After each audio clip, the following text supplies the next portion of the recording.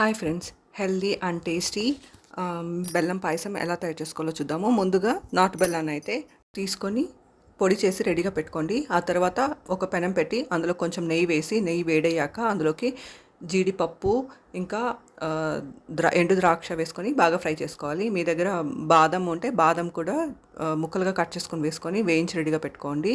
సిమ్లోనే పెట్టి వేయించుకోండి. హై హీట్ పెట్టారంటే మాడిపోతాయి. జీడిపప్పు, ఎండు ద్రాక్ష ఇవన్నీ బాగా వేయించుకున్నాక ఒక ప్లేట్లోకి ట్రాన్స్ఫర్ చేసేసుకోండి. తర్వాత పెనంలోకి కొంచెం నెయ్యి వేసి సేమియాని అయితే వేసుకొని బాగా వేయించుకోవాలి. మంటని లో హీట్లోనే పెట్టి వేయించుకోండి, లేదంటే మాడిపోతుంది. అదే పెనంలోకి ఇంకొంచెం నెయ్యి వేసి సగ్గుబియ్యాన్ని అయితే వేసుకొని బాగా వేయించుకోవాలి.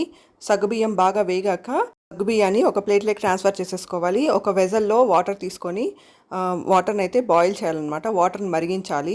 మరిగిన వాటర్లోకి మనం ఆల్రెడీ వేయించుకున్న సగ్గుబియ్యాన్ని అయితే వేసేసుకొని బాగా ఉడికించుకోవాలన్నమాట. సగ్గుబియ్యం సగం ఉడికేంత వరకు ఉడకబెట్టుకోవాలి. సగ్గుబియ్యం వేసేసి బాగా కలుపుకోవాలన్నమాట, లేదంటే అడుగంటేస్తుంది. బాగా కలుపుకొని సగ్గుబియ్యాన్ని అయితే ఉడికించుకోవాలి. సగ్గుబియ్యం సగం ఉడికాక మనం ఆల్రెడీ వేయించుకున్న సేమియాని అయితే వేసుకొని ఉడకపెట్టుకోవాలి. సగ్గుబియ్యం ఇప్పుడైతే సగం ఉడికిపోయింది. ఇప్పుడైతే నేను సేమియాని అయితే వేసేసి కలబెట్టేస్తున్నాను. ఇప్పుడు మనం సేమియా ఉడికేలోపు మిగతా సగ్గుబియ్యం కూడా ఉడికిపోతుంది అనమాట పర్ఫెక్ట్గా. ఇప్పుడైతే సగ్గుబియ్యం ఉడికిపోయింది.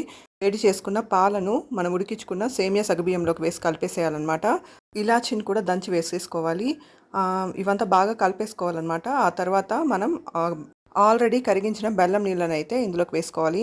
చల్లారాక ఫిల్టర్ చేసి అయితే వేసేసి కలిపేసుకోవాలన్నమాట. ఆ తర్వాత ఫ్రై చేసుకున్న జీడిపప్పు, ఎండు ద్రాక్షని ఇందులో వేసి కలిపేసుకోవాలి. అంతే, healthy and tasty payasam ready.